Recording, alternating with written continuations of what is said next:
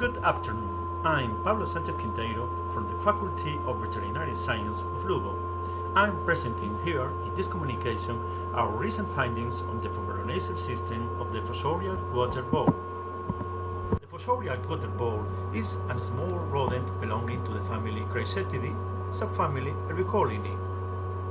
Although in the 18th and in the 19th the hamster was a very popular model for behavioral studies involving the vomeronasal system, there are few histochemical and immunohistochemical studies on the system available in this species.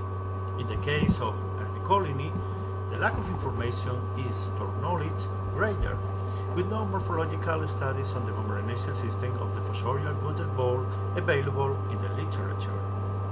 Apart from this reason, we have approached the study of this species due to the environmental problem that the fossorial water bowl plague is causing in the mountain areas of northern Spain and in the interior of France.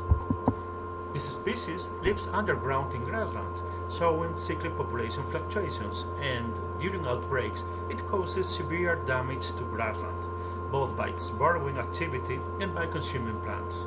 In orchards, it knows root system from the fruit trees, mainly of apples.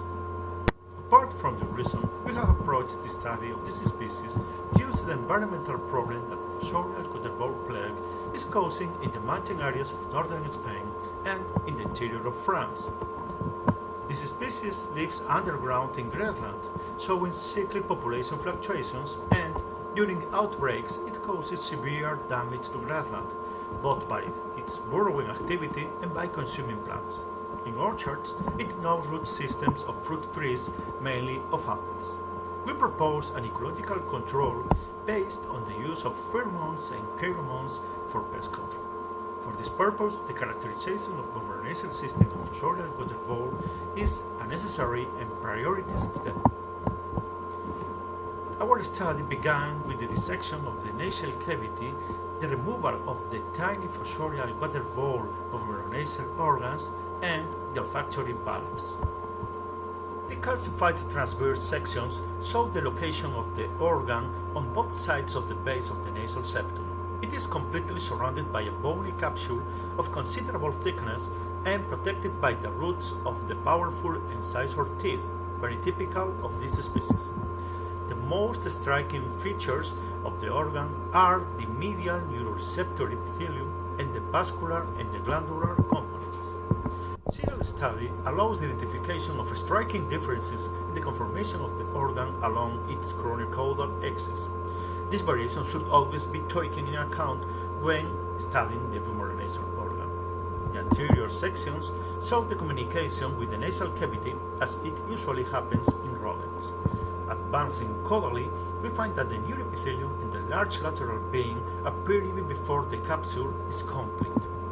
In the central section, the development of the epithelium in the glandular tissue is maximal. In the caudal third, it is striking how the medial epithelium moves to occupy a ventral position.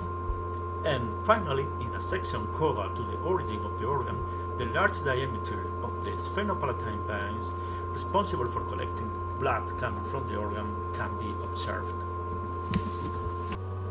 The accessory olfactory bulb is characterized by a very sharp lamination with the typical layers of the rodents. We were struck by the chance finding both in the frontal lobe of the encephalon and in the mitral precipherone layer of the accessory olfactory bulb of parasitic cysts, probably belonging to toxoplasma. It is tempting to think that these cysts, located in a sociosexual nerve center such as the olfactory accessory, are conditioning the animal's behavior and probably making it more vulnerable to predators that will transmit the parasite.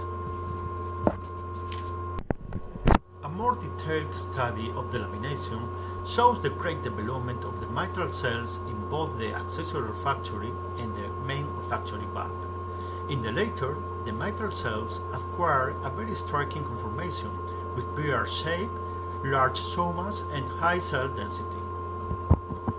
Among the immunohistochemical markers used, the most relevant are the antibodies against the G proteins of the transduction chain, specifically the alpha I2 and the alpha 0 subunits. The alpha I2 subunit labels the neuroepithelium not very dense, with scattered neurons mostly apical. This labeling is confirmed by the positivity in the anterior zone of the accessory olfactory bulb. There, they mark the glomerular and the nerve layer, that is to say, the arrival area of the vomeronasal nerves. In the case of the alpha-0 subunit, the labeling is intenser in the epithelium of the organ, but it is very diffuse. It also affects the respiratory part, where it probably involves chemosensory cells. Vomeronasal neurons G0 positive project to the superficial layers of the posterior portion of the accessory olfactory bulb.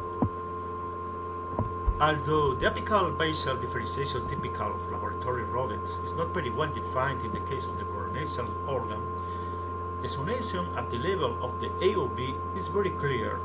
This implies the effective expression of the two main families of vomeronasal receptors, F1R and F2R.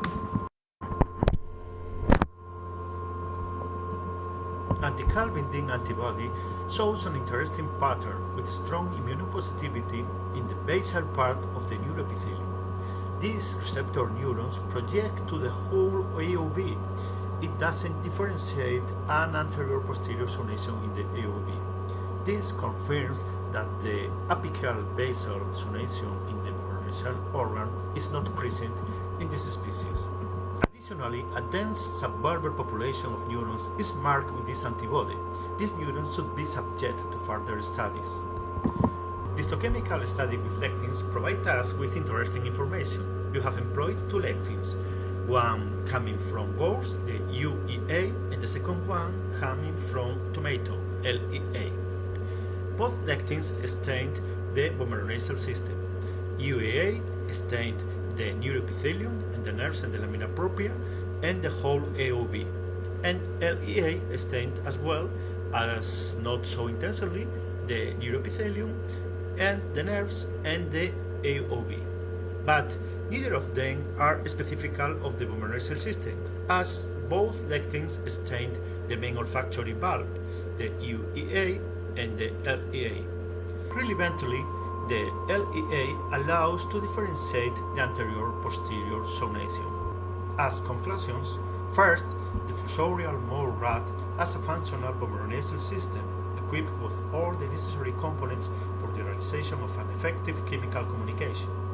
Second, the expression of G proteins confirms the presence in this species of the two main families of vomeronasal receptors, F1R and F2R.